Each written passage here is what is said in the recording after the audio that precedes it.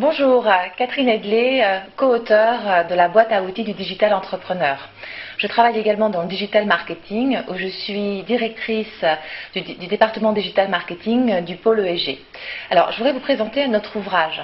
Notre ouvrage, il a pour objectif d'aider l'entrepreneur à créer une entreprise sur Internet. On a conçu cet ouvrage en 3 parties, avec 3 phases distinctes. Donc une première phase qui est toutes les phases de pré-création, et puis on a une deuxième phase qui est la phase de création, et puis après la phase de post-création. Dans la phase de création, l'entrepreneur va trouver différents outils. Ces différents outils sont organisés de telle sorte que ça va lui permettre de pouvoir l'accompagner avant la création du site. Donc par exemple, on va l'aider à choisir le bon nom de domaine. On va l'aider également à choisir la bonne solution d'hébergement, de pouvoir sélectionner une plateforme d'e-commerce en adéquation avec ses besoins, mais également de segmenter son marché, d'étudier la demande potentielle pour son offre de produits et services. La deuxième étape va être la phase de création du site. Dans la phase de création du site, le digital entrepreneur va devoir faire attention aux notions de référencement naturel pour être sûr que son site sera visible sur la toile.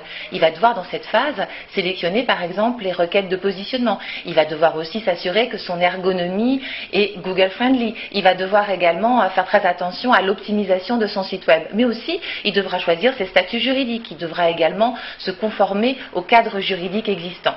La troisième phase, c'est la phase de post-création. Dans cette phase de post-création, le digital entrepreneur va devoir travailler avec tous les leviers d'acquisition qui sont disponibles sur le marché et de pouvoir les sélectionner. À savoir, est-ce que je vais choisir de travailler avec les réseaux sociaux pour promouvoir mon entreprise? Est-ce que je vais avoir une stratégie de IRP? Et puis comment faire une campagne de display? Qu'est-ce que c'est que le retargeting? Ou encore, comment mettre en place une campagne de search marketing? Dans cette phase, il va devoir aussi analyser ses résultats, ses retombées. Donc on va l'aider à mettre en place les indicateurs de performance qui sont adéquats, de pouvoir travailler avec des tableaux de bord.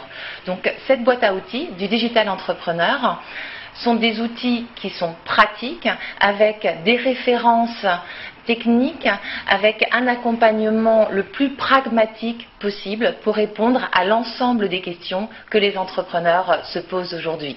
Merci pour votre attention.